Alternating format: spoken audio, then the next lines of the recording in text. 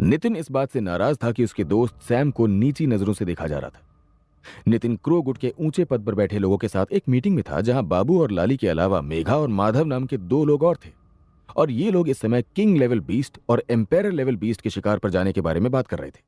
जहां empire level के beast के लिए तो सब ऊंची रैंक वाले लोग जाने के लिए तैयार थे, वहीं किंग लेवल बीस्ट के शिकार के लिए वो लोग अभी किसी के नाम का चयन कर रहे थे जो कि इस शिकारी ग्रुप का नेतृत्व कर सके।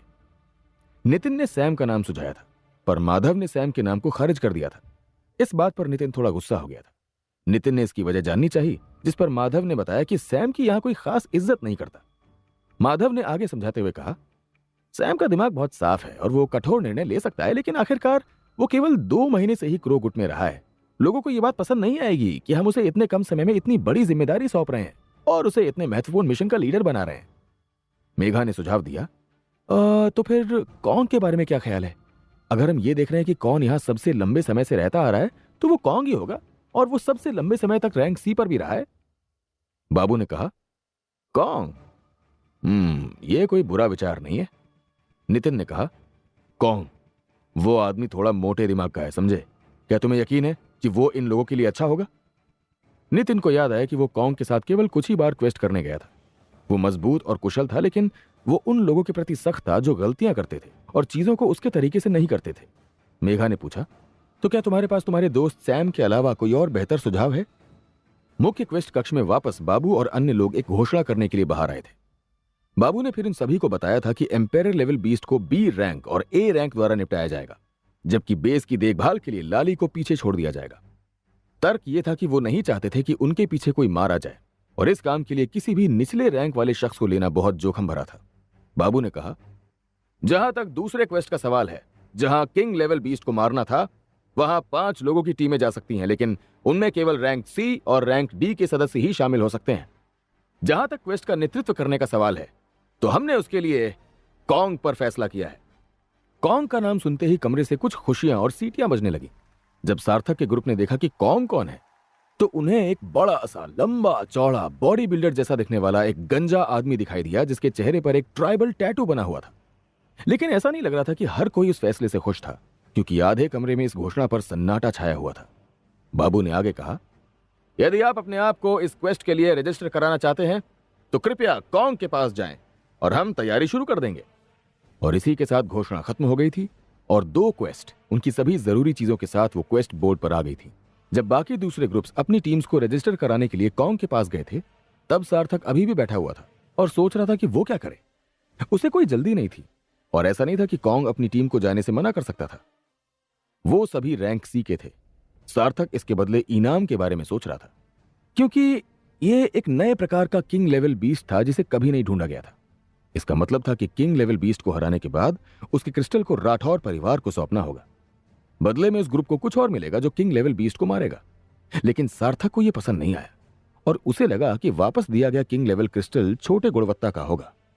नितिन ने जो कहा था उसके अनुसार कभी कभी आम लोगों को किंग लेवल के हथियार दिए जाते थे, जिनका पहले से ही भारी उपयोग किया जा चुका था।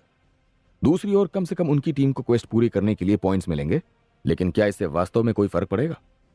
यह भी तथ्य था कि उनकी टीम को स्पष्ट रूप से किंग लेवल बीस्ट को मारने के लिए या तो आखिरी वार करना होगा या इस शिकार में सबसे ज्यादा योगदान देना होगा।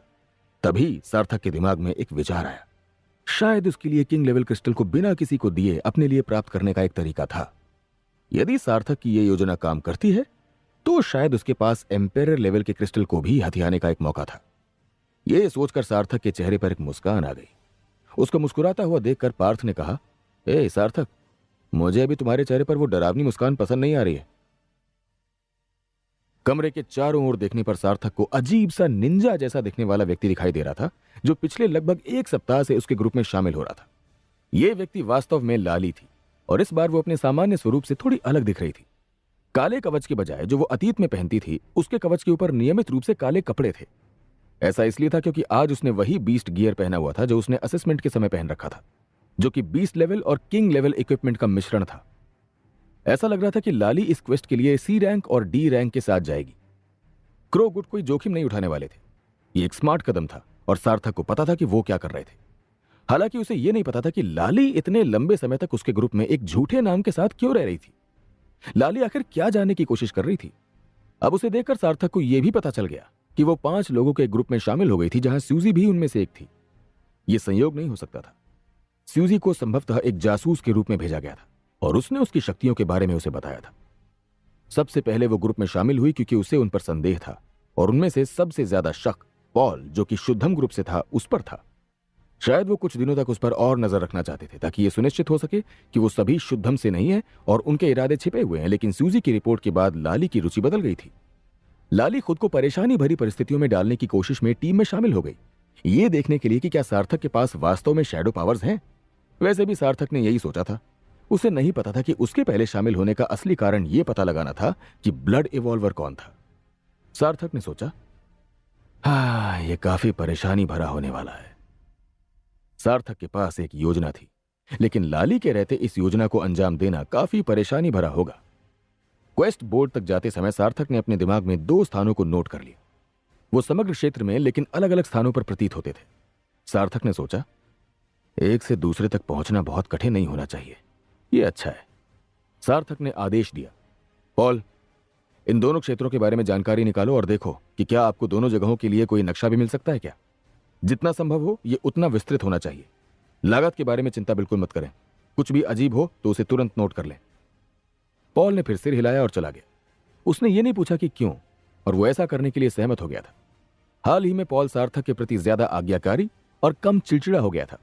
उस दिन के बाद से चीजें थोड़ी बदल गई थी। इक्विपमेंट पहले से ही लोड किया जा रहा था और कॉन्ग द्वारा सभी चीजों की आपूर्ति की जा रही थी। इस तरह की क्वेस्ट पर लीडर के पास एक बजट होता था जिसका वो उपयोग कर सकते थे। इससे उन्होंने मैप, ट्रैकर और कुछ ट्रैप खरीदे थे। ये किसी भी प्रकार के एडवांस लेवल बीस्ट हंट के लिए मानक थे। जबकि कायरा, पॉल और पार्थ तीनों अतिरिक्त इक्विपमेंट्स इकट्ठा करने गए थे। सार्थक और सैम पंजीकरण करने गए थे और सार्थक सैम के दिल की धड़कन सुन सकता था। उसका दिल सामान्य से ज्यादा जोर से धड़क रहा था जैसे जैसे वो उस मेज के करीब आ रहे थे जिस पर कॉन्ग खड़ा था। सार्थक ने पूछा, क्या बात है? सैम ने कहा, अरे क्या तुम बता सकते हो? सैम ने सोचा कि वो अपने डर को छिपाने का अच्छा काम कर रहा है, लेकिन ऐसा नहीं हुआ। लेकिन वो ऐसा कर रहा था। ये सिर्फ सार्थक था जो उसके दिल की धड़कन सुन सकता था। सैम ने कहा, याद रखे कि मैं किस बारे में बात कर रहा था। कैसे कुछ लोगों को मेरा यहां रहना या मैं जिस रैंक पर हूं बिल्कुल पसंद नहीं है। खैर, यहां कॉन्ग उन सभी में सबसे खराब अपराधियों में से एक है। ज्यादा कुछ नहीं कहा गया और आखिरकार वो फ्रंट डेस्क पर पहुंच गए। कॉन्ग ने सैम को देखकर कहा, अब यदि यह छोटा सैमी लड़का नहीं है तो तुम जानते हो कि यह केवल रैंक सी और डी के लिए है। इसका मतलब है कि तुम्हारा यह बॉयफ्रेंड इस क्वेस्ट में तुम्हारे साथ टैग नहीं कर सकता है। कॉन्ग ने मजाक किया और पीछे उसके साथी भी उसके साथ हंसने लगे। सार्थक ने अपने गियर और बाकी प्रतिभागियों के सभी गियर को देखा। लाली के अलावा उन सभी ने एडवांस लेवल बीस्ट गियर पहना था जो मानक प्रतीत होता था। हालांकि सैम ही एकमात्र ऐसा व्यक्ति था जिसके पास किंग लेवल का केप था।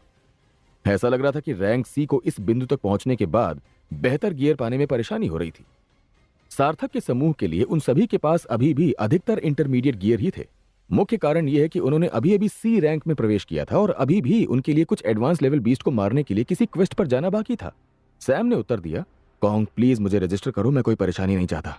हम सभी को शेल्टर और गुड के लिए ऐसा करने की जरूरत है। कॉन्ग ने कहा, हाँ मुझे पता है, मैं बस तुम्हें थोड़ा चिढ़ा रहा हूं। मैं ये बातें इसलिए कह रहा हूं क्योंकि मुझे गुड की परवाह है। अपनी असली रैंक याद रखो सैम, और उन चीजों को हासिल करने की कोशिश मत करो जो तुम नहीं कर सकते। तुम ऐसा करोगे तो केवल दूसरों के रास्तों में आओगे, समझे? नितिन तुम्हारी सुरक्षा के लिए यहां पे नहीं है। कॉन्ग ये कहते हुए सार्थक की ओर देख रहा था। सैम ने कोई जवाब नहीं दिया और देखा कि उसकी ट्रैवलर आईडी सिस्टम से जुड़ गई है। वापस कुछ भी कहने का क्या ही मतलब था। सैम को लगा कि इससे उसके बारे में उनकी राय नहीं बदलेगी। ऐसा करने का एकमात्र तरीका मैदान पर ऐसा करना था। कॉन्ग ने पूछा, ठीक है, नहीं पता था कि तुम उनके साथ मिलकर काम कर रहे थे। क्या तुम सब अभी सिर्फ रैंक सी में नहीं पहुंचे हो?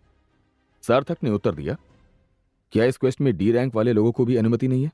मुझे लगा था कि उन्होंने कम से कम किसी आधे दिमाग वाले लीडर को तो यह सारा कार्यभार सौंपा होगा। स्कूल में अपने समय के दौरान सार्थक का संपर्क ऐसे कई लोगों से हुआ था जो कॉन्ग के जैसे ही थे। शायद अगर सार्थक को अभी छिपने का मन होता तो वो छिप सकता था, लेकिन उसने कॉन्ग को एक करारा जवाब दिया था क्योंकि अब सार्थक इस तरह के लोगों से तंग आ चुका था। टेबल पर अपनी मुट्ठियां पटकते हुए खड़े होकर कॉन्ग सार्थक को पकड़ने के लिए आगे बढ़ा, लेकिन ऐसा लगा जैसे उसके हाथ फिसल गए हों और सार्थक पीछे हट गया और कॉन्ग हवा के अलावा कुछ नहीं पकड़ सका। कॉन्ग ने कहा, ओह ठीक है, एक स्पीड पावर वाला यूजर सही है, भागने के लिए बिल्कुल सही है। मुझे लगता है कि तुमने उस समय भी यही किया होगा जब तुमने फ्रेडी को मरने दिया था, है ना? तुम बस भाग गए होगे, है कि नहीं? सार्थक को कॉन्ग का यह कहना पसंद नहीं आया, बिल्कुल पसंद नहीं आया। फ्रेडी की मौत अभी भी उसके दिमाग में ताजा थी।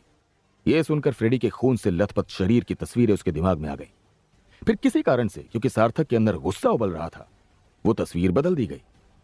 खून से लथपथ फ्रेडी की जगह अब कॉन्ग था, और कॉन्ग के खून से लथपथ शरीर के ऊपर सार्थक खड़ा था। क्या सार्थक सच में कॉन्ग को जान से मार देगा? क्या कॉन्ग सार्थक और उसके साथियों को इस क्वेस्ट में आगे बढ़ने देगा? क्या इस क्वेस्ट में सार्थक किंग लेवल बीस्ट या एम्पायर लेवल बीस्ट को मार पाएगा? क्या होगा आगे इस कहानी में, जानने के लिए सुनते रहिए ये मजेदार और अद्भुत कहानी माय वेम्पायर सिस्टम।